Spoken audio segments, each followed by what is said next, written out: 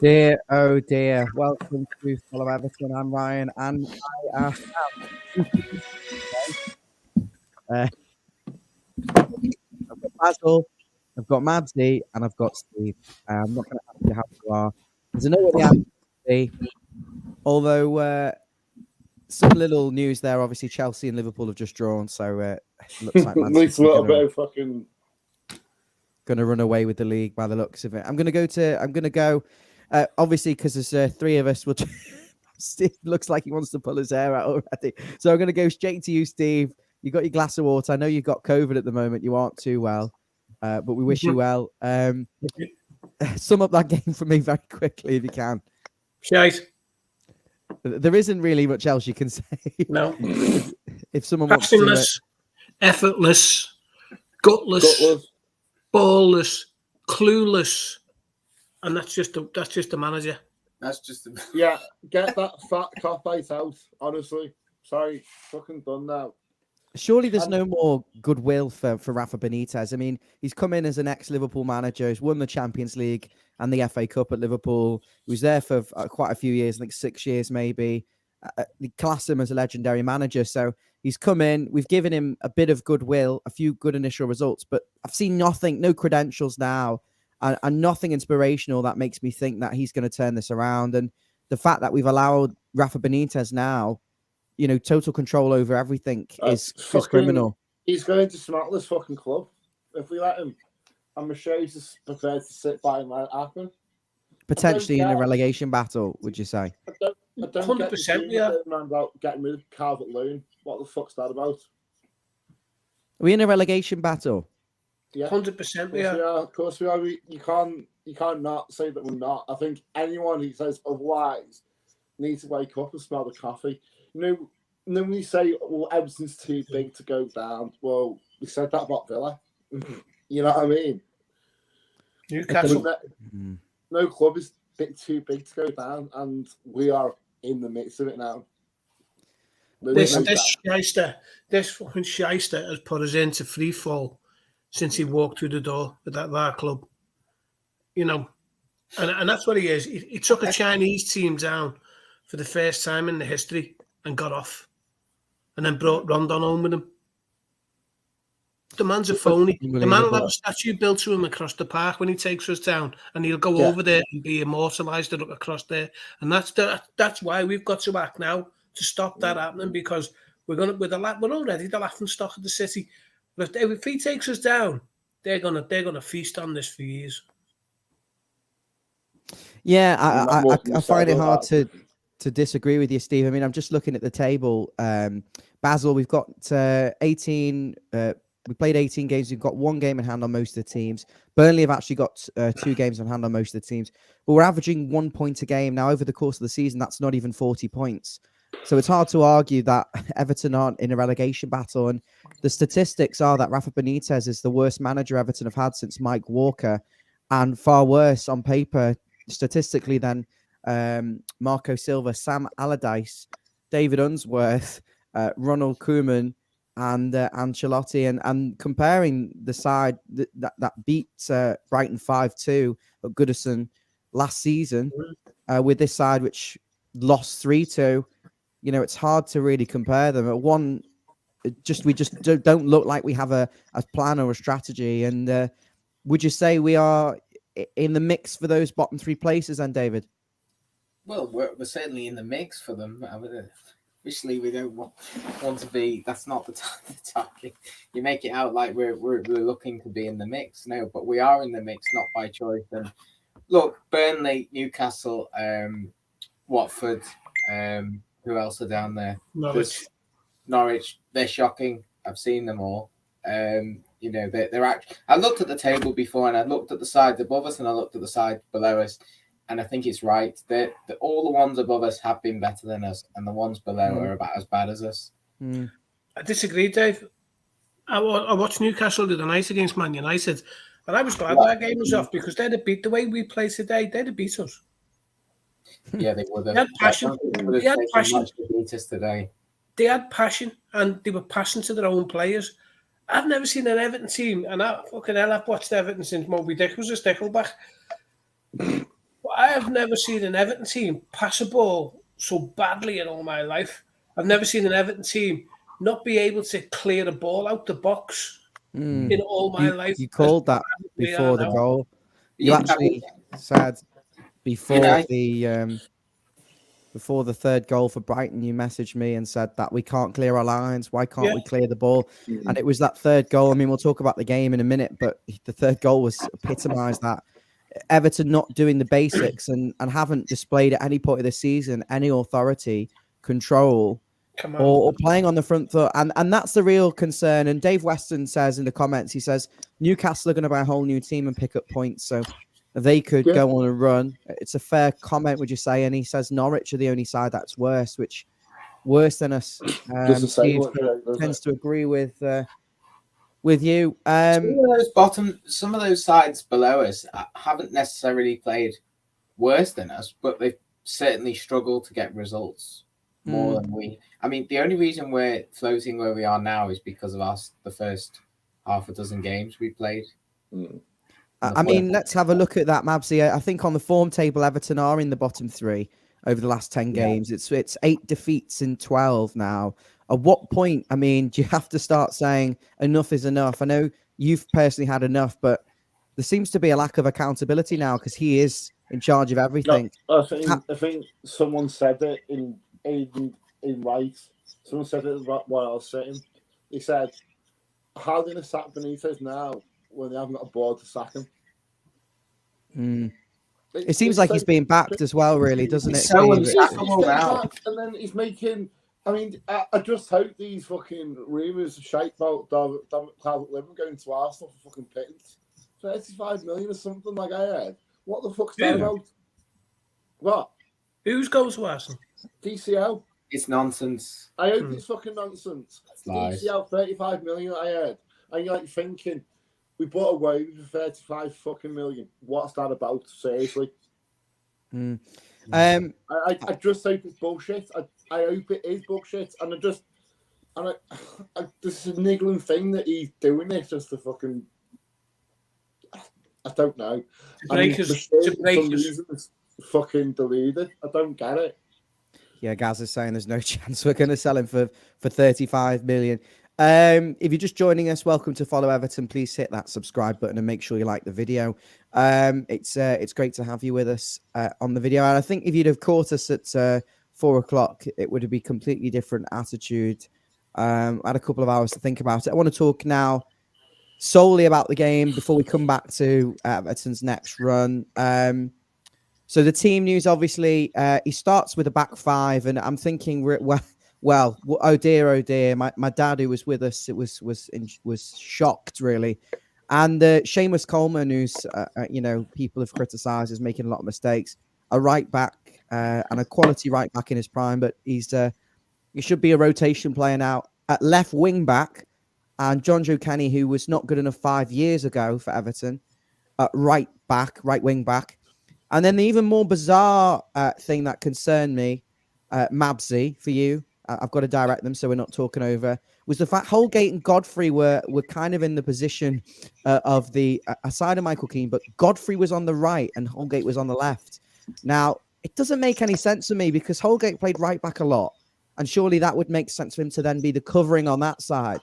And Godfrey's being better on the left. So it doesn't make any sense, does it really? The whole thing doesn't make sense. 5 at the back at home. What the fuck, for a start. You've got a right back covering for a left back, even though we've got a left back on the bench. What the fuck is going on here?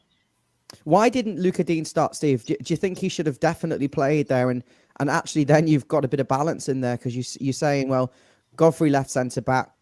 You've got Dean, Coleman right wing back. Even keep Holgate and Keane if you want. But why wasn't Luca Dean involved there in that? When you look at that defence, it was so disjointed and you could see the confusion really in the early stages of the game, particularly with that first goal. But focusing on team selection, it was wrong, wasn't it? It was completely wrong. Well, you've got a stubborn bastard of a manager, right? Who thinks he's right all the time. He won't listen to anybody, won't listen to reason. You know, he threw a strop, he threw his dummy out the pram and got Marcel Brands sacked when it should have been him getting the sack. I mean, not like Brands has made a few cock-ups, Right, but this is Benitez. The man's a shyster. And I'm sorry if I'm using choice words, but he is. He's a phony. Get him out of our club. You know, and as Mabsy said before, my concern is that he's doing it purposely. And people say, oh, he's a professional. He's an asshole. He won't listen. Yeah, I'm starting to think. You're right. It's like the saboteur. We said it the other day on the kids' TV program where someone has to go on and sabotage the game, and it is like that. He's masquerading as a football manager. I mean, he's done nothing for years and years and years. You don't go to Newcastle and you don't go to China if you're on the up. He's on the downward spiral, and he's taking Everton down. I think at one this of the rate. mates just texted me in the personal WhatsApp group, and I think sums it up personally, and he just said you should have listened to the fans. Yeah, for sure. Well, he's like, well, you couldn't put any more better than that. I've just had a LinkedIn off a message from Denise Barrett Baxendale, and I mean, as much as I like her as a person, I've had to reply, and I'd urge all our viewers to reply and say, listen, what's going on at our club? Never mind how nice the club are winning, doing this. She's looking for the jobs. Stadiums coming on. We want to know what we're a football team first and foremost, not a community team. Steve, let's get back to basics. She's not asked anymore because she's publicly actively looking for positions. Is she? I know. Why she asked anymore? But I've just never ever responded in anything like that before. But I'm that angry after watching that today. Yeah. Interesting. You've got a good relationship with Denise Barrett Baxendale. We're going to leave that there for now. I know there's a lot of people coming in on the comments. Tommy, Dave, Brian, Steve, David, Gaz. I will come to you when the opportunity comes. Obviously, I want to try and get some flow on the video. Otherwise, we'll just keep going around in circles talking about other things. But I'll bring them in when I can. Keep the comments coming. The rest of the team, though, Alan and Decore in midfield, and the front three. I was pleased to see Gordon and Calvert-Lewin and Gray as the front three. I think that was the right thing to do. I just think we should have had the extra one in midfield there. If you'd have played Gomez in there instead of John Joe Kenny, you would have had the complete balance there. And I think we wouldn't have been as outplayed as I felt we were. And I think, Steve, you touched on this as well. It was 2 versus 4 in midfield for large parts of the game. And Decore and Allen immediately couldn't get anywhere near them. And the bouncing ball, and it's over Holgate. And it's just not good enough, is it? It's switching off, not following runners. I said a while ago on here about Ben Godfrey's positioning. Now, every time there's either a header at goal or a ball comes in which leads to a goal, Ben Godfrey is always behind the player who heads the ball on with his neck like a fucking turtle like that. Watch it again today. And then the second one, Holgate gets dragged in the middle, leaves the 2 fellas at the back post. We haven't got a leader at the back with a shambles. Yeah, we just know there's nothing to us. There's no shape even. I think, again, we were miles off the pace. We haven't played in 3 games. We haven't played 3 weeks. Like, the players look fucked. They were so disjointed. What are you doing? There was a shape. I mean, it was 3-4-3. If you actually look back, I think, and you analyse the positions, you'll see Kenny and Coleman are hugging the touchline. But that is very ineffective when Brighton are playing 4 in midfield, narrow players up against Decore and Allen, because our wing backs weren't tucking in to support Allen and Decore. No, they just stayed wide. They were there for that reason. David, Brighton's chances come off the counter attack and off scraps and our mistakes.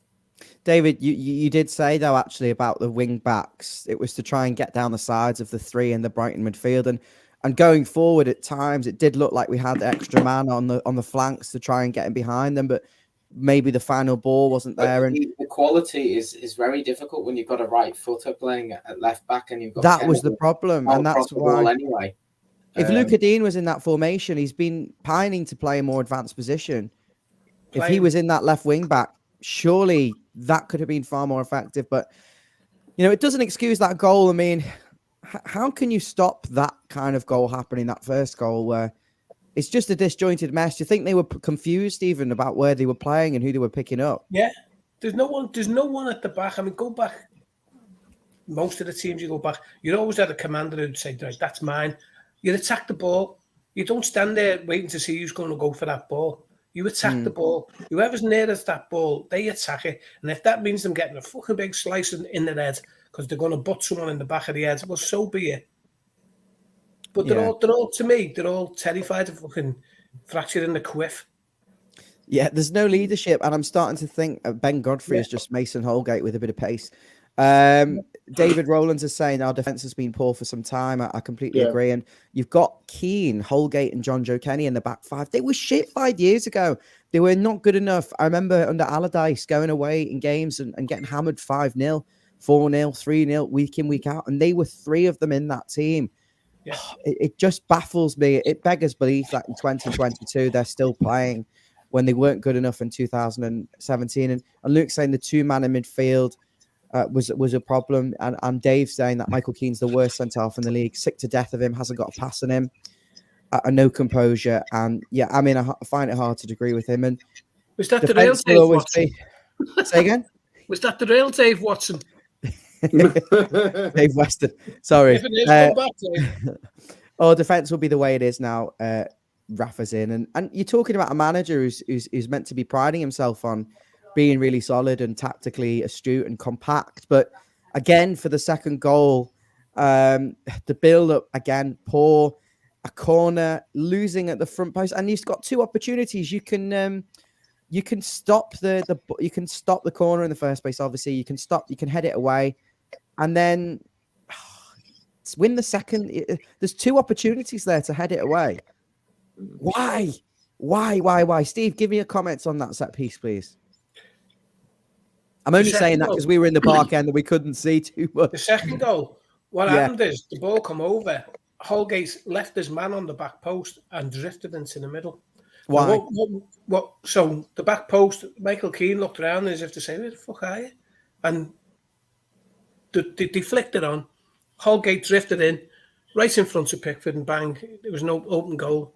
But what happened is, what I've noticed, we've started doing this lately, is surrounding Pickford, which takes his opportunity of coming out and punching it. But again, I think the first goal, Pickford's fucking, he should have picked that ball up before. But and there's no excuse in my mind that goal was all Pickford's fault, because he should have, if he picked that up, he let it, for some reason he punched it, and then that fucking ensues. And it's like, that is the mistake there, personally. If I was a goalkeeper, I would just take 2 players, 2 hands on it, get them fucking away, bang, beat it up the field. Yeah, no, I totally agree. But that second one was just schoolboy. It really was schoolboy. But it's a combination, David, of individual errors and mistakes. The set pieces, I mean, this isn't just a new problem today. This is 19 games or 18 games or even 20 if you count the cups. 20 games where we've conceded, in half of these games from set pieces, really. And it's just becoming absolutely ridiculous. And we haven't played in 17 games. And the individual errors and the set pieces, there's no sign of them improving. It was more of that today again. I mean, I'd be interested to ask Steve, obviously, because he's sat on the other side. I couldn't really tell. Are we playing? Didn't go. He had COVID. He's got COVID, Dave. Oh, sorry. Oh, yeah, of course. Well, what's on the telly? What did you want to know, Dave? Because obviously, for most of the season, we played the zonal, and then we switched to man-to-man a few weeks ago. Did he carry on with the man-to-man today? It looked like. But Dan Burns. No one knew where they were playing. Dan Burns, Brighton's tallest player. He's about 6'5", and he sat at the back post, and no one's marking him. Well, if he never got it, if he hadn't got it, Mopay had got it. So there was 2 of them queuing up behind. Totally unmarked. Well, I mean, I read a lot of news sites, and they all said it was Keane's fault. It's interesting that you're saying it's Holgate. Well, if you watch it, I don't know whether you've seen the goal. Not back on the play. I read the same one, and the Echo blaming Michael Keane. Well, Michael Keane's in the middle when the ball comes. Echo wasn't. Holgate drifts in from the back post. He's virtually standing next to Michael Keane. So Holgate has left his post. Now, the schoolboy thing is you have a man on each post on a corner. Yeah. You saw Leicester did it against Liverpool, because Leicester have been shocking at set pieces. Conceded the most of any team in the league. They went back to basics against Liverpool. They went man for man and they stuck 2 people on the post, and it worked. It's not hard. It's simple, basic tactics. Tommy says Keane left the man at the back post. Thanks for that, Tommy. And Dave. Tommy, Keane is not your tallest defender should not be on the post. And he wasn't. He was in the middle, Keane. Holgate was on the post. We got what happened to the passion we had against Chelsea? Why wasn't Branthwaite in the team? Not even on the bench. I think he's got COVID. And that was one player that I would have certainly started. I mean, I'm looking at some of the comments and trying to bring in what I saw before. Holgate isn't a good centre. You know, he was at fault, and he gives away silly passes as well, and doesn't seem. He was one of the players that was starting really, really slow. To be 2-0 down within 20 minutes at home, having not played for so long, there was people leaving the ground, and it's just absolutely unbelievable. I'm going to move on. Actually, I'm going to try and get these comments in on the fly. Keep them relevant if we can, please. How do we get this off the screen? Oh, it's gone. Obviously, at 2-0 down, there was still a lack of urgency, wasn't there? And there was no real quality.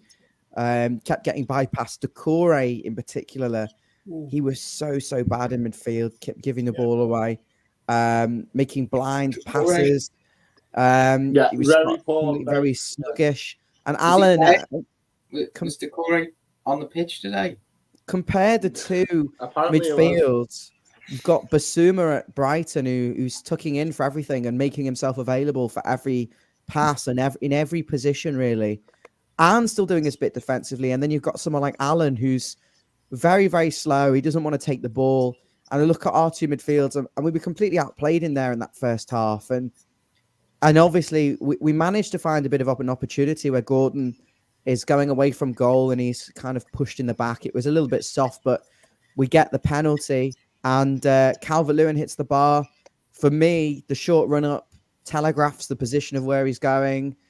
It means he can only really put it in one area, and looked a little bit overly confident. And at that point, you're thinking it's not going to be our day. Where are we going to get back into the game from that? I mean, how shocking was the referee? Like, to be fair, the refereeing from start to finish and the standard this season. Yeah, it seems a common theme that we're talking about the referees all the fucking time, and it's bad. It's not even, we meant to have this VAR, and it's it's got worse. I think the refereeing standards got worse since VAR, not better. Brian says the ref was blind. Yeah. The reality, though, Steve, was that Brighton could have been 3-0 or 4-0 up at half time. Because you look at that, and there were chances, where Pickford has made a couple of really good saves, and it was so easy to pass around the two in midfield because the wing backs were so wide. You got the two in midfield who were trying to cover all the movement and the centre back stepping out, and it really was difficult for us to get control. Why have we set up with this kind of? Do you think it was a counter-attacking setup from us? We knew Brighton were going to have the ball. Or do you think it was just more of a case of ineptitude and poor individual performances? I think it's a mixture of everything. I think it was a mixture of, firstly, playing 5 at the back at home, right? If we'd have matched them 4-4-2, instead of leaving 2 in midfield, okay, when we said 2, Decore was that bad. It was like, at one stage, it was like 4 against 1. Alan was by himself. Decore went missing. They were having a field day. They just walked through the middle of us, and we're that bad at the back that we didn't. We couldn't cope with them. Everyone's looking at each other to say, "Who am I picking up? Who am I picking up?" There's no leader. There was no one with any sort of authority at the back directly. No, that's Michael Keane. He's still proving that he's not up to the standard. I've also got Rafa Benitez's post-match reaction, and we're going to come to that at the end, towards the end of the stream. Obviously, the first half it could have been more goals to Brighton. Certainly, I'm going to go to the comments now before we talk about the second half. Got one from Dave. He's saying Holgate's liability. When you put a centre half at left back, his natural game is to drift into the middle. You have to be disciplined to stay out there. But when you've got a natural left back on the bench, you end up conceding goals like that. Even Dean would have been better on that left of the three, really, because it's more of a natural position for him. And Steve Delaney saying, hi, Steve, said, being up and down the country following Everton more times than I can remember. I'm come across Europe as well for what? We've not been relevant and laid a glove on anyone in over 30 years, and I'm tired of it. I'm finding it hard to keep any enthusiasm. I think on the back of that, I think Steve right there, mate. And I think on the back of that is they're expecting us to pay more for what next season for this shit again. Maybe in the Championship they're paying more. That's why they've held off on the season ticket. She was going to announce the season ticket. She was going to announce it December. So where's that happened? So I think it was going up by £100 across the board, and she's now looking at this and thinking, "Fucking hell, the football's trash." Down here. Yeah. Okay, second half. So no changes at the break. Should we have made a change at half time, David? And if so, who would that have been? I just wanted to say, I mean, it wasn't like we didn't have any chances at all in the first half. I mean, Calvert-Lewin had one diving header at the back post, which I thought was in. And I think the keeper got his hand on it. I think the overarching problem at the moment is obviously the defence and the way we set up and the mentality of defending. But in terms of half-time, I thought John Joe Kenny being on a yellow card and not contributing to the game should have been sacrificed in favour. He wasn't that bad, though, in fairness. No, He's probably the better of the defenders. Who are you going to sacrifice? You know, I just feel like a couple of tweaks and you could have a much more balanced side, whether that's putting Gomez into midfield and rearranging the back line or putting Dean, a natural left back, at left back. I mean, it shouldn't cause a rift that causes us to have a poorer game. You know, I don't know what's going on there, but he is France's international left back starter. So, he could have quite easily at half time brought on Dean and even brought on Gomez. And I think immediately Rafa there you've got a balanced sort of 11. Rafa has this magical way of like destroying our players. There's this magical way of having a great player that's keen and willing up the course. I think you met Dean, didn't you, in the sandwiches at the beginning of the season, right? Yeah, and you know what? You can see from that video that you put on. It's Lucas Dean. Follow Everton. Subscribe. Yeah, of course. See you later, Lucas. Yeah, exactly. So that video there. But yeah, you look at Hammers, the situation over Hammers, and he started playing up. I don't believe that. I mean, what? But Rafa, I just think Rafa Benitez is poison. He's poisoning the players. He's poisoned. I think that was a falling out of Madrid. I think that was never going to work, and Mashiri probably. Well, you know what? Rafa should and could have fucking set that aside. He could have said, "Look, what?" It's what Steve said before. He's so stubborn. Like a man to, look, it's a fresh club, fresh slate. Let's just get on with it. Let's be professional about this. But no, I think Rafa and him and James brought it on. He's now segregating Dean and doing exactly the same thing. What's he going to be next, Dominic? I don't know what he's doing half the time. I mean, you look at the lineup yesterday, we were discussing who was going to play, and I think it's quite clear what the best team was. Even without Dean in the team, we didn't put him in because we knew he wouldn't start. And he never not fails to surprise us with some sort of addition to the team that's no fan wants to happen. Steve, can I ask you, just because I didn't have the pleasure of having you on the last video, Michaelenko joining from Dynamo Chicken Kiev for potentially 17 million, rising to 20 million. We found some money down the back of the sofa, maybe the Arteta money, finally coming out. It's Steve gone, isn't it? That's where that's come from. Wouldn't have been my pick in terms of positions to change. If he's quick, I think that does make a difference. But he's coming from the Ukraine League, which is quite a low standard. He doesn't speak a word of English. People who saw him in the Euros said he was poor, particularly against England. They lost 5-0 to England. And in the Champions League games, he's looked more like a Chicken Kiev, for sure, than a Dynamo Kiev player. So what do you make of that? And with the fee, is it a bit of a risk, or do you think this is a promising player coming in with international experience at only 22 years old who can grow with the club? I want to get your thoughts on that before we go back to I think it's a massive waste of 17 million. All right, what we should have done was took him like teams are doing to us, loan to buy. You know, you heard the likes of your Chelsea's and they want a loan, Luka Dean and AC Milan, loan to buy. No one's got money to spend in January. We all know last season that we needed the right back, centre half, and maybe another centre midfielder, number 10, right? So that's where we should have strengthened first. But as Mabsy's just said there, that tells you he's already sold Luka Dean. Yeah. And that's why he never played today. He's the final nail in the coffin, surely, because if you're not playing him, don't want to get injured, do you? Doesn't want him injured. And that's why he never played today. Other players over coach. This is from Steve K. Hi, Steve. He said, I can predict every pass we're going to make. I think that is the case, really. Rafa is kind of constantly giving instructions. He's like telling the players what to do at every moment of every second of the game. And the players, I'd say, well, they're clearly not being coached well enough because you look at Chelsea and Liverpool today and the urgency and the speed and the movement and every pass that they make is so accurate. And you look at us, it's slow and laboured.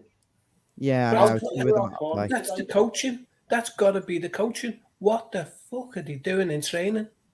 Yeah. You know, they haven't played for 16 days. They've all been together. They've all been at Finch Farm. For God's sake, train as a team. That team out there today didn't even look like they'd played together before. Because no one knew. It was like a Sunday league team. You could just go and have a game of footy there. And that's how we set up today. We were a shambles from the very first minute. Holgate thought he was Johnny Concrete and tried to play that stupid back pass that nearly in the very first minute. If you remember it, before he scored, you know, Godfrey intercepted it. Yeah. These bastards we've got playing for us now are more interested in their own image than playing for that badge on the shirt that we'd all run through brick walls for. Do you think, I know, Ryan, you said you're going to come on to the interview. As far as I'm aware, Rafa said something about he'd worked on set pieces. They've worked on the things that they did wrong. And, you know, they say that. But obviously what he's working on doesn't work when it goes into game, which means he's not working on the right things. Yeah. Yeah. As I say, we how many corners did we have? How many corners did we have? No, about 7, something like that. I think. Shocking corners. 8 corners were curled out before they went in. 8 corners. Started taking them then. I will come on to the Rafa Benitez post-match comments. After the break, we really did struggle initially again for the first few minutes, and then I think we did have a bit of. For a break. We never really got any control for the game. I think Alan had a long-range effort, which was the keeper made a good save, but he could see it all the way and looked fairly straightforward for him. But apart from that, Anthony Gordon then obviously got his first goal. And second. Talk us through the first goal, Dave. Big deflection. It's a slice of luck, isn't it? But at least he drives at the defense and he takes the shot on. He has a go. You don't score without shooting. You've got to shoot, and at least he's willing to try. And Damari Gray's willing as well. Do you think Anthony Gordon, obviously Damari Gray, Anthony Gordon, and potentially Seamus Coleman are the only 3 players to come out with? I know you people disagree with the Coleman one, but I think he tried. I look at the others and I just couldn't see the commitments, the intensity there. Okay, maybe leave him out of the equation, but Damari Gray and Anthony Gordon were superb, and Gordon wants to make things happen. I know he was poor on the corners, but got the goal. And at 2-1, you're thinking Everton, if they got a chance here, the crowd was behind them, and then there was a little bit of play acting from the Brighton players to try and slow the game down.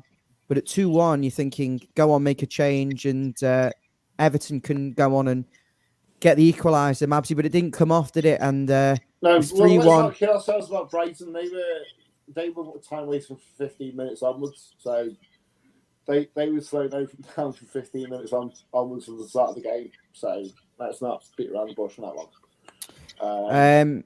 Everton were obviously pushing for that third goal, for that second goal, the equaliser at that point, and Decore, who was one of two in midfield, and obviously if he goes forward, you've got to have someone sitting and protecting that space, and too often it was not the case, and Decore plays one of many blind, silly, stupid, ignorant passes, and he loses the ball, and Brighton, very quick, very sharp. At that point, they'd gone to 5 at the back. They were waiting, like a lot of teams do, for Everton to make a mistake so they could counter really quickly with speed and pace and with numbers. Because the mistakes come, they always do. And they knew what to do. Waited for Decore to give the ball away. He's out of position. And it's straight one-on-one. And Holgate, to be fair to him, plays a fantastic tackle and stops the goal. And at that point, you're thinking, regroup, get your shape back. Michael Keane has the opportunity to clear the ball, Steve. Kicks it straight to them. And it's a great finish. Don't take anything away from the finish. But it's absolute shambles, isn't it? Shambolic. Coleman done it in the first half. Tried to clear the ball, kicked it straight to the same player. But what I want to say is that's the difference between the two managers. Potter knew we were coming back looking for the equaliser, so he changed his formation instantly and went 5 at the back. Like, we knew from the first 10 minutes that we were overrunning the midfield, playing 5 at the back. We could see Brighton coming at us 3s and 4s, sometimes 5 in the midfield against our 2. But we left it. We didn't even change it at half time. Potter changed it right away as soon as he seen Everton coming at them. That's the difference. Yeah.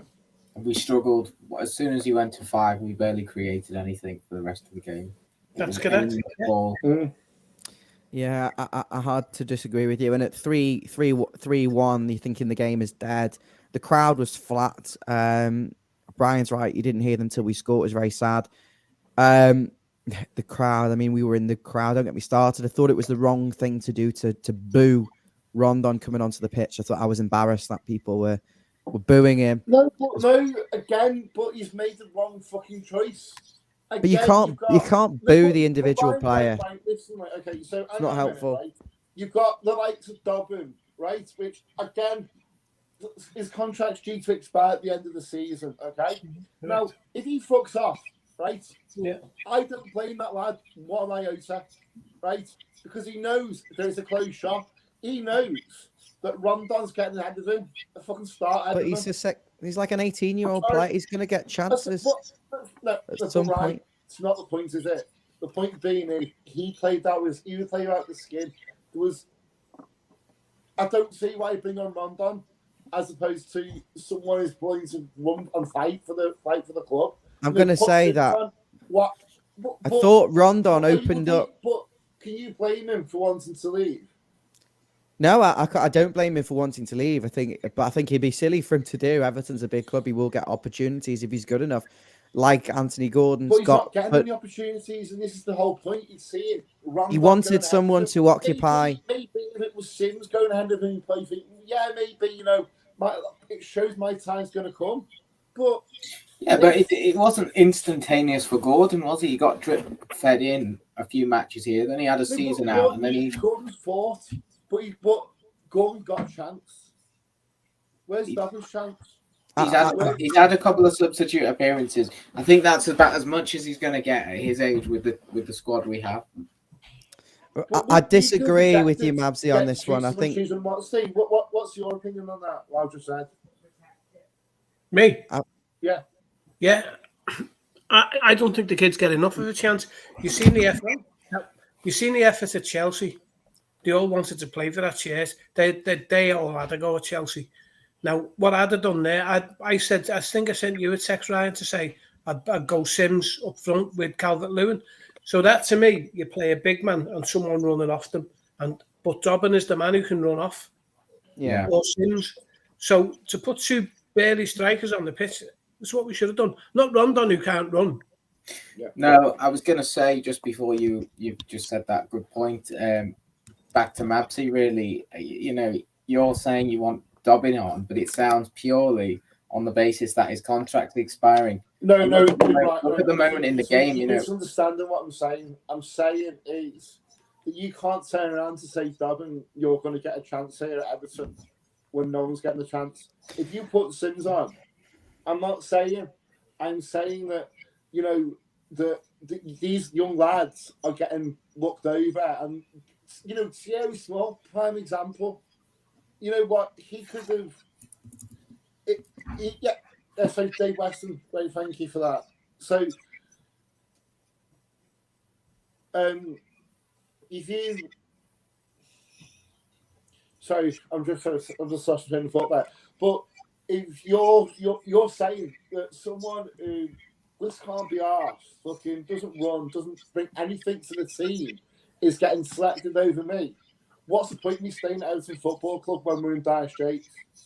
I'd say, as much as I'm a fucking blue, I'd say, well, no, fuck you. No, I think you're missing the point, though. I'm not saying that. There you are, because I'm not saying that I necessarily disagree that he should have put Dobbin on.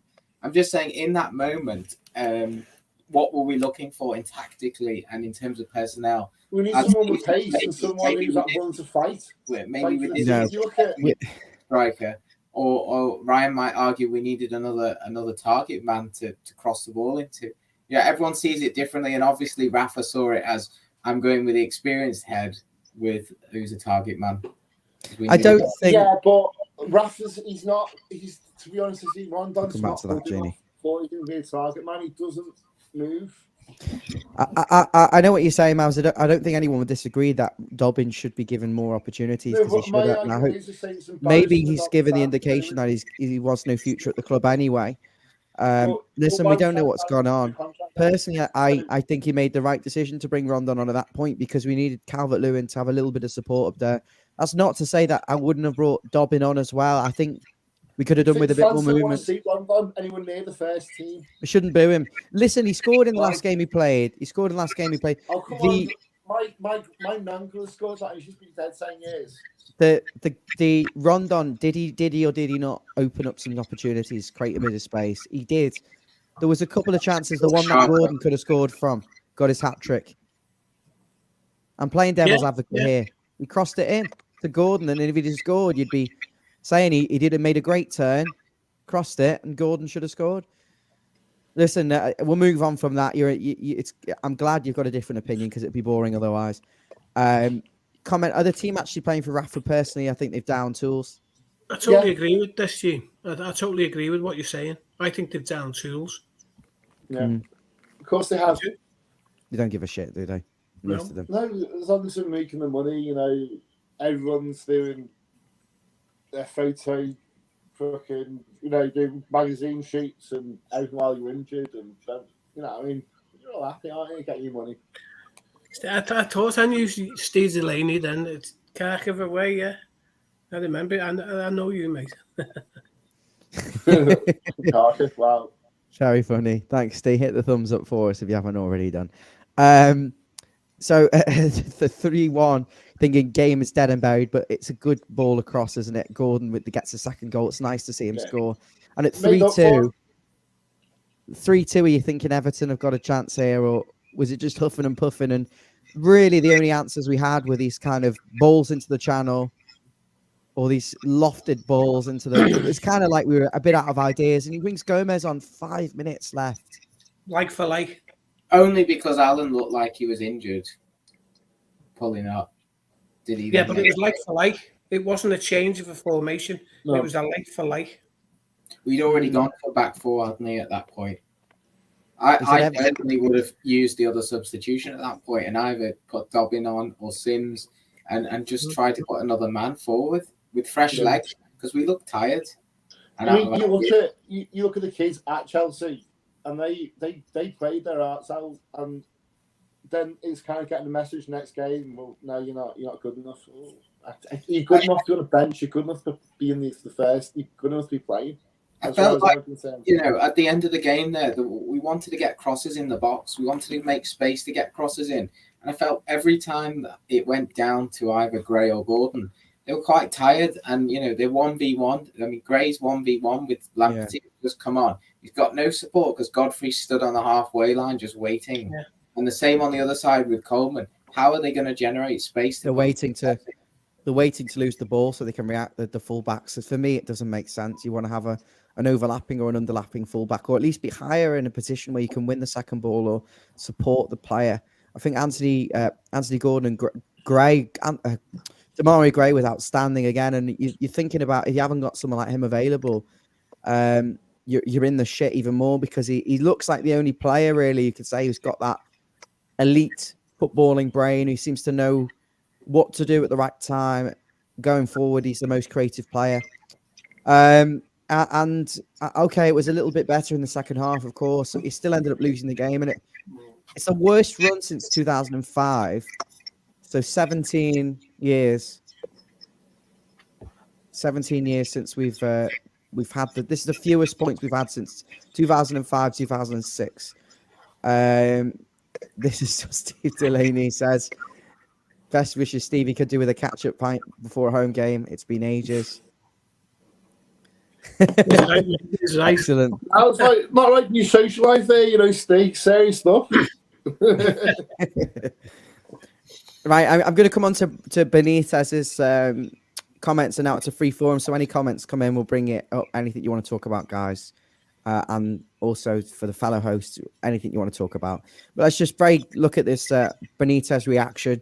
He says, the way we conceded goals makes it very difficult for us. Then the team missed a penalty and it becomes difficult for the confidence. We reacted, but when you make mistakes like we did, it's hard to win. The goals we concede are a lack of focus. And when you play under pressure, I mean, he chats gibberish, to be honest. You could see the reaction was there, but it's not enough. You still have mistakes. I'm concerned that we have to improve in defense. We push and work hard, and we try, but we're lacking a little quality in our decision-making. And he also says we have to accept responsibility as a group and not point fingers at individuals. Oh, so basically what you're trying to say is don't point fingers at me. That's exactly what he's saying. That's exactly what he's saying. Don't look at me. It's not, we're all doing this together. It's not me. Bollocks. So we should be asking Rafa then, so what actually are you doing on the training pitch if you're working hard? What are you doing?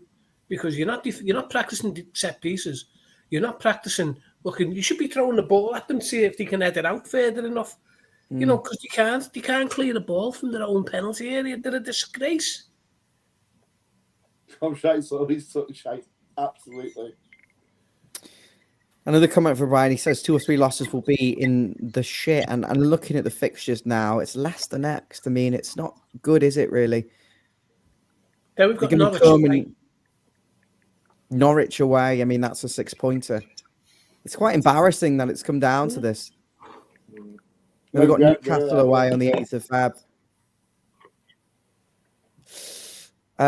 Hull on the weekend. I should say next Saturday. It's quite annoying we have to wait that long actually to play, because I think we just need to get the games in and got the FA Cup. Try and sort this. Hull away, 3rd round in the FA Cup. Quite annoying the fact that I'm not out of isolation till Saturday and I've got my fucking tickets. Well, you got your Hull ticket? No, I've got to stay in Saturday. So, hang on a minute. How many days you been isolating for? I got my test results back yesterday. I think it's like you can do the 6 and 7. You sound like it. Yeah, but only from yesterday. Sunday, shit. You're not going to do a test on the day and see if you've still got COVID? It's not worth it. I wouldn't. I'd hate to infect anyone else, but anyway, carry on. Chatting shit. You can infect Benitez. Kill him. Never mind infect him. What you do against Hull? Then? Do you go strong? Obviously, with the Leicester game a couple of days later. What do you think's going to happen there? Yeah, they need to get a run of games as a consistent side. The same player in the squad. Stop chopping and changing it every week. What concerns me is I don't know what the tactics are overall. I've been saying this for years, but Benitez has had sort of 6 months now to look at this. I don't know what the defensive tactic is that he's saying isn't working, because are we pressing? Sometimes we go gung-ho pressing for 5 minutes in dribs and 3s and 4s, and then we'll just sit off and look like we're not going to come onto them. Yeah, What's he going to do for Hull? I shouldn't think. I just treat it like it's a Premier League match. Yeah, he should do, but will he? make a few changes within reason. And notoriously known for changing the squads in cup competitions with his previous team. But then you bring further embarrassment on the club by getting beat by Hull. We're not going to win the FA Cup this season. That's why BBC selected us, isn't it? Yeah. The players should get rested when they earn a rest. Play the same team, so they know how to play, so they know who the leaders are, so they know how each other's playing, rather than looking like a gang of twats who just turn up for the game. Yeah, and also you can argue they've already had 16 days off, so they've had their break, so they don't need one. In terms of today's game, I mean, what can you take from it? Can you take any positives from it whatsoever? I mean, Gordon playing his heart out really in it for the shirt. Is he showing that he's miles ahead of Iwobi now and is one of the first names on the team sheet? Of course he should be. He should be. At the end of the day, hopefully Dave see goals. We know go home. Obviously not buzzing because we've lost, but go home great. He's got 2 goals behind him now. He's got that duck off his back. I think we can come on and. If we can only improve in one position in January now, where would it be? Centre half. Yeah, I had a feeling you were going to say that. And what profile are you going for? Can you name any names? No, I can't, because there's no one in the Premier League who will go for. I certainly wouldn't go for a young up-and-coming centre-half because we've got one of them or 2 of them in our own team. Like Branthwaite and that. So, do you think there's surely there's 2 centre-halves you can think of that would improve this side, and that's Yerry Mina and Gerard Branthwaite. But then there's rumours that he's selling fucking Yerry Mina. So his contract's running down. I think he's got 18 months left. Mina's going to be back in training tomorrow, and I'd be half tempted. Yeah, you're right to play Branthwaite and Gary Mina as the 2 central defenders moving forward and indefinitely, because the others have just proven year on year that they're not good enough, and Godfrey has yet to establish himself in that position. And Timmy's saying, I feel sorry for any new players signing for Everton in January, and he'd like to see Seamus Coleman up front and Rondon in goal for the game against Hull. So hey, don't count that out because this prick could do it.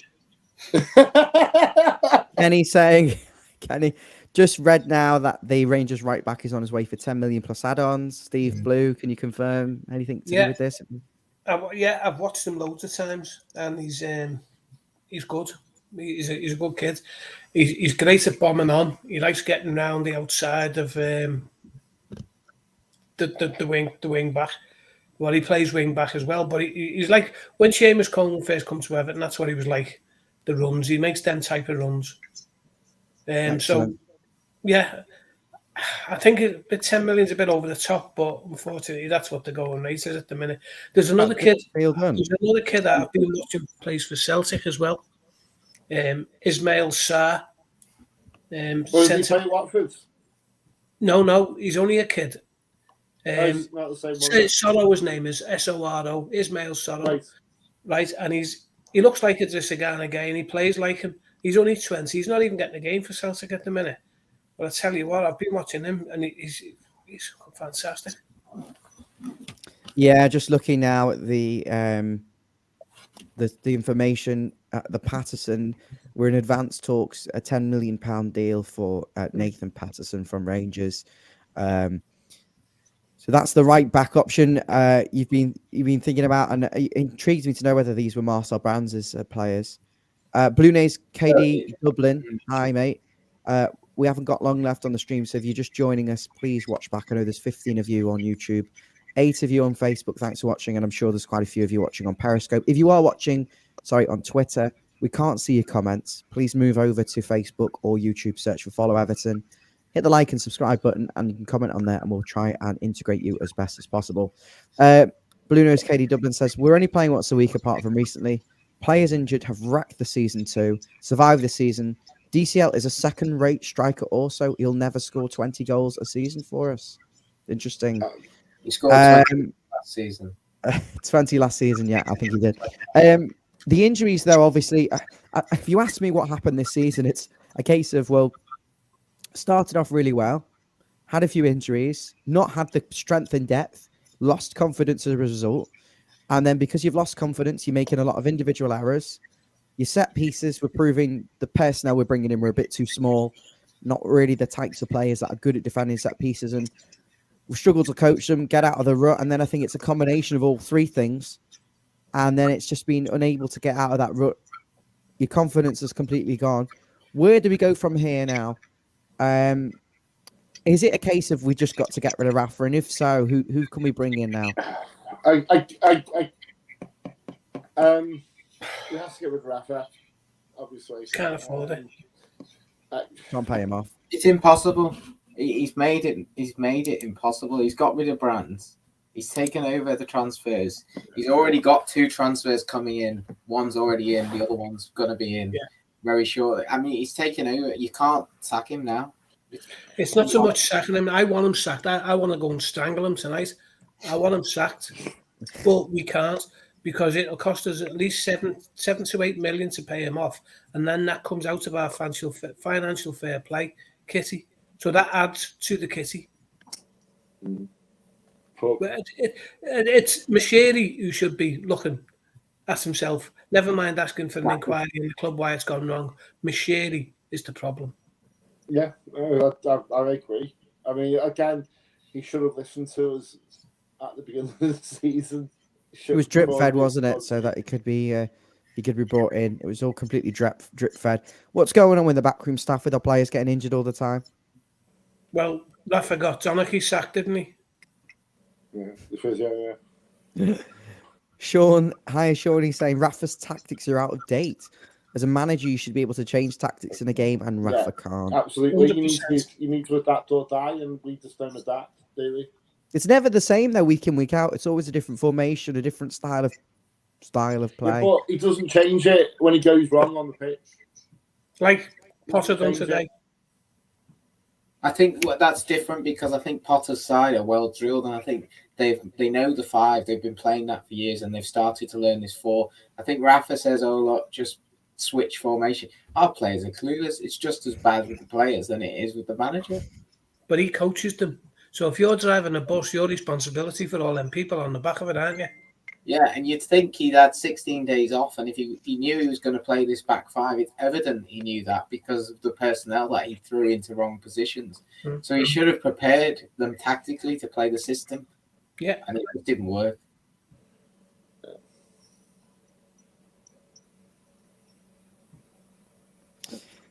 This is an interesting one. Everyone should boycott the games at this point. Doesn't work. No, it doesn't, and that's just the 27 proves. I mean, I think you need to hit Everton where it hurts in the pockets. You need to go to the game. Don't spend a fucking penny in there, or go to the club shop, or you know what I mean. You know, not going to do anything. Stay Don't buy a pin badge outside the ground in protest. Don't buy a pin badge outside the ground in protest and go to Blue Dragon for pushing a chip. They're going to the sellers, aren't they? They're independent. It's not the club. What do you think of this, Mamsy? Big Duncan Rhino, they're a problem under our noses. Steve's nodding his head. Rhino, I think Rhino is. I think, unfortunately, I have to say it, but who's he brought through in the past 10? It's all been great. You know, these under 23s have been. The under 23s have been amazing. You know what I mean? Like winning, but no one's come through really apart from Davis, who likes to skateboard, and you know, and Anthony Gordon. But other than that, there's no one coming through. No one like big to talk about, no hype, and that's got to be surely got to be Rhino's fault. 100%. As Duncan, don't know. I don't think he's holding us back as such. However, I do want him to go. I want him to go out and manage a lower league team or go to the Scottish Premiership. You know, get some experience, come back, and then he can manage us. But at this point, I think it's taken to the end of the season now. But I wouldn't have him as a permanent manager. Or the other 23 who play in the Championship, yeah. See, this goes back to the board again, doesn't it? Jobs for the boys, Unsworth job for life, Big Junk job for life. So this is all down to Lovey Bill, by the way, not Mashiri. This is down to David Bill. Weir was offered a job, by the way, and he refused it. Yeah. So yeah, Unsworth should take a lot of responsibility because his job is to provide the pathway from the under-23s to the first team. It's confirmed. Liverpool Echo are saying that the deal for Natus and Patterson is close. £10 million.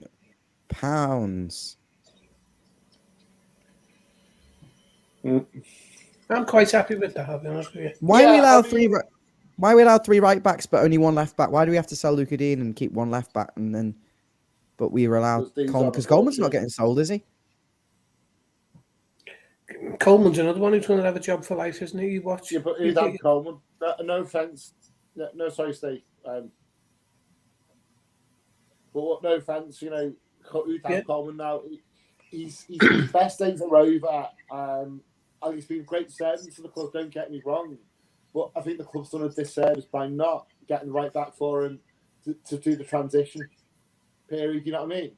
Mm-hmm. And he's basically the club just hung him out to dry and he's starting to lose his legacy and it's not his fault. However, I would say, why is he still playing for Ireland? You know, he needs Dave's just made a great point there. I was just thinking that, Dave's made a great point. Is he any good? And I think that's another one that Rafa's not happy with him. I get that feeling. There lies the problem, doesn't it? He's played 16 games for Standard Liège. No. How's he getting on? He's doing really well. He's tearing it up, apparently. He's got a great engine who can patrol the whole flank all match, and has a decent shot on cross. That's what they've said about him. But maybe he needs that experience. Maybe he needs to have that season-boosting confidence builder. Bringing him back into this terrible Everton team. But you know, in Everton, we fucked it up and got a fucking shit. But Messi in this team, it wouldn't get to buy, haven't they? Anything. Guaranteed. We'll probably give him away free at the end of the season. We do we do in all our under-23s. Give them away for nothing. Yeah, they don't do enough. His contract, he's got 2 more years on his contract, and Kunku. Well, that's going back to David Unsworth. That's what we do. We invest all this money on the kids. They make the peripheries of the first team, and then the contract runs out, and they walk for nothing. And that's where Everton Football Club really let themselves down. I hate talking about them bastards across the park, right? But they've got a player ready to come in every position of the pitch.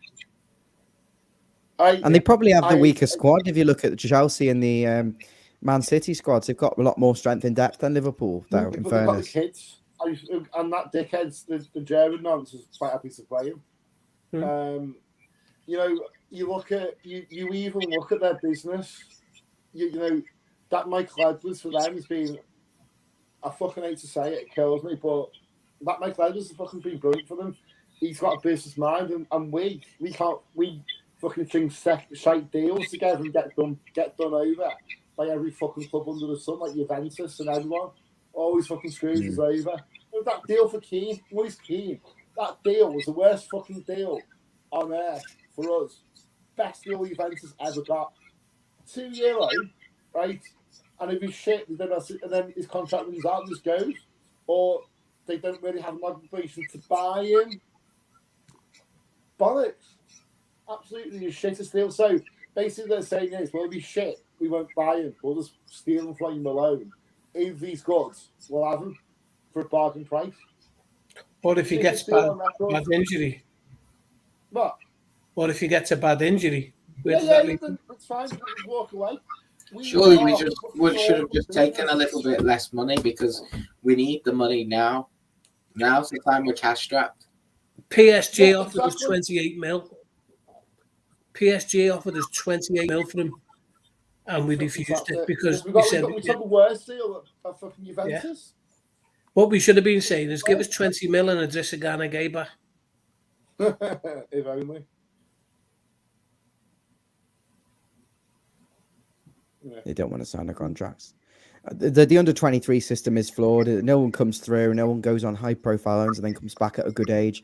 They have tried to lower the age of the players, which is a promising sign. But I think it's all been about winning rather than bringing players through. Yeah, guys, thank you for joining the stream.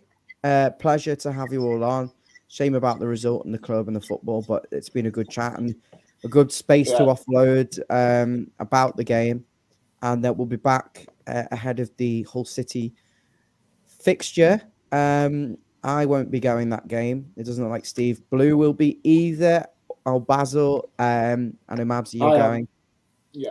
So I'll try and do some form of preview or certainly a post-match reaction for the game. Just very quickly, it's gone a bit buggy, my laptop, really quite slow. David, have you got access to which? All right, I'm just going to say 1 second. Brian, I've just sent you a text. Go on.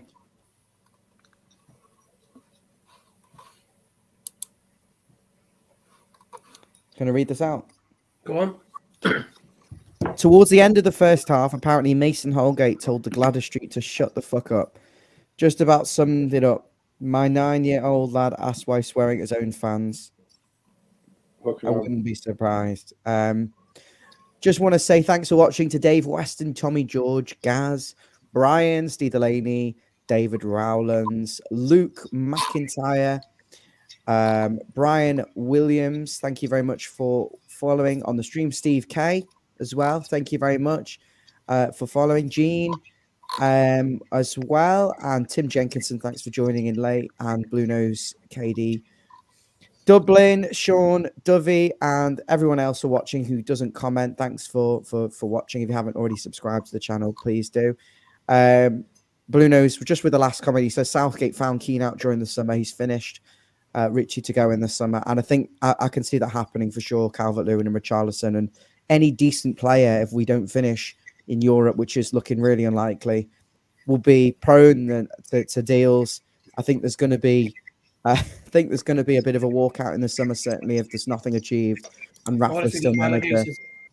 Yeah, and I agree that Michael Keane. But to be fair, I think Michael Keane and John Joe Canny and all of those will be playing in the Championship there. That's really their level, if I'm honest with you. Brian, Dave, and Steve are saying all the best in the comments to you guys. So thanks for watching, guys, and thanks for being on the stream. Take care. Thank you.